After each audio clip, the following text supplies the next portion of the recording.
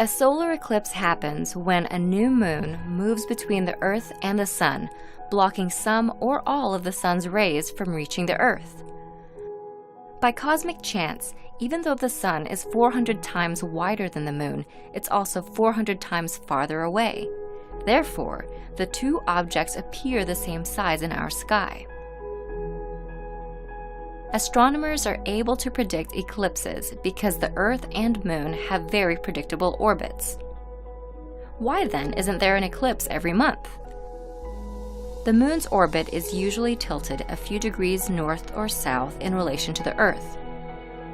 When the Moon does eclipse the Sun, it casts two types of shadows on Earth: a smaller, darker shadow known as the umbra, and a larger shadow known as the penumbra. There are four types of solar eclipses. The first and most spectacular is a total eclipse, when the Moon completely covers the Sun's surface.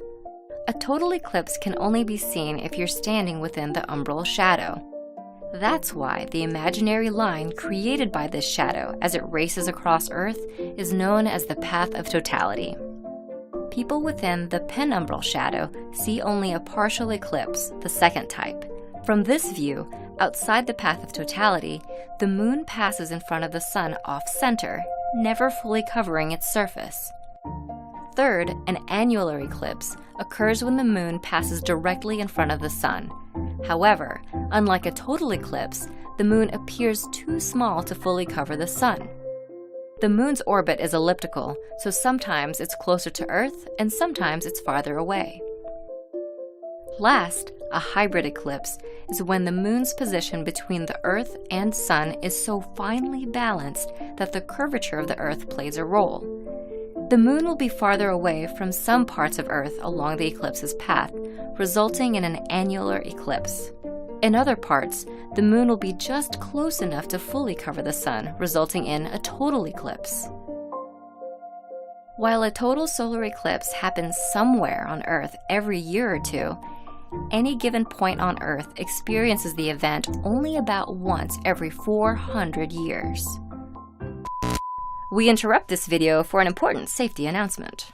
Looking directly at the Sun, even during an eclipse, can cause permanent eye damage.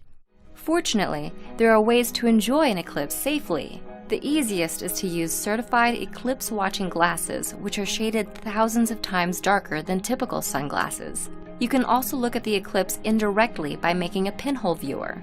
Simply poke a small hole in a piece of cardboard. Hold the cardboard up to the Sun, allowing the Sun's image to be projected onto a flat surface. Be sure to look only at the surface and not through the cardboard. Just before the Moon completely covers the Sun, low-lying valleys on the Moon's edge will be the only spots that sunlight continues to pass through. These remaining brilliant shafts of light, known as Bailey's beads, will disappear one after another. And finally, a single bead of light remains, known as the diamond ring, signaling that you're just seconds away from experiencing totality. Once the last bead disappears and the Moon completely covers the Sun's surface, the view through your eclipse glasses will be pitch black. Totality achieved. At this point, none of the Sun's rays are reaching your eyes, and it's the only time that it's safe to take off your glasses.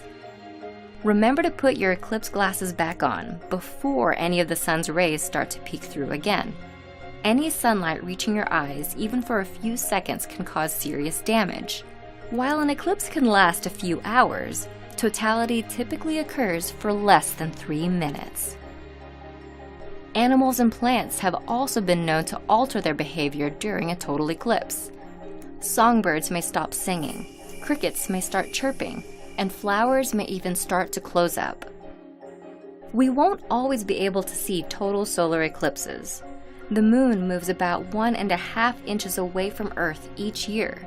It's estimated that in about 1 billion years, the Moon will be too far away from Earth to completely cover the Sun.